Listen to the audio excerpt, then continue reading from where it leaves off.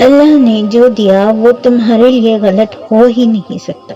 جب تمہیں وہ نہیں ملتا نا تو تم اللہ سے مانگ رہے ہوتے ہو، تو تم اللہ سے شکوہ کرنا شروع کر دیتے ہو کہ جس کی ہمیں خواہش ہی نہیں وہ دے دیا، جو کب سے مانگ رہے ہیں وہ کیوں نہیں دیا۔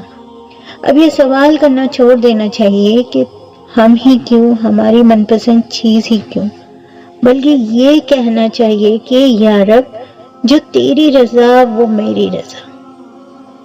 تمہیں پتہ ہے اللہ سے شکوہ سوالات کیوں کرنے لگتے ہو؟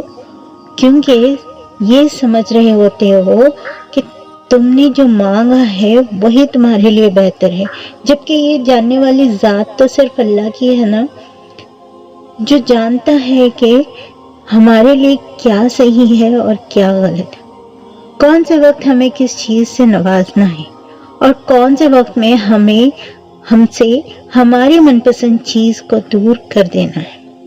تو کیوں نہ ہم اپنے معاملات اللہ سے حوالے کر دینا ہے۔ آج جو مایوس بیٹھے ہو نا، پتہ ہے کیوں؟ کیونکہ اللہ کے فیصلے کو تسلیم نہیں کرتے ہو، اس کی رضا میں راضی نہیں ہوتے ہو۔ وہ اگر کچھ لے لیتا ہے تم سے تو شکوہ کرنے لگتے ہو۔ ذرا ایک پل کے لیے سوچو، جب تمہیں دینے والا وہ ہے تو لینے پر اتنے شکوے کیوں؟ اگر پہلے سے ہی اپنے معاملات اللہ کے حوالے کر دیتے نا، اس کے فیصلے کے آگے سر جھکا دیتے نا، تو کبھی یہ فیصلہ پر پچھتانا نہیں پڑتا۔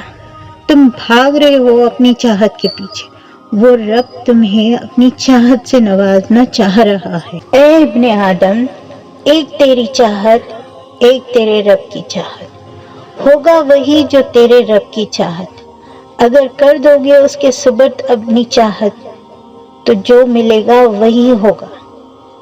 تیری بھی چاہت کہہ دو، اے میرے رب، جو تیری رضا وہ میری رضا، جو تیری چاہت وہ میری چاہت، کیا میں اور کیا میرا فیصلہ، جو تیرا فیصلہ وہی میرا فیصلہ۔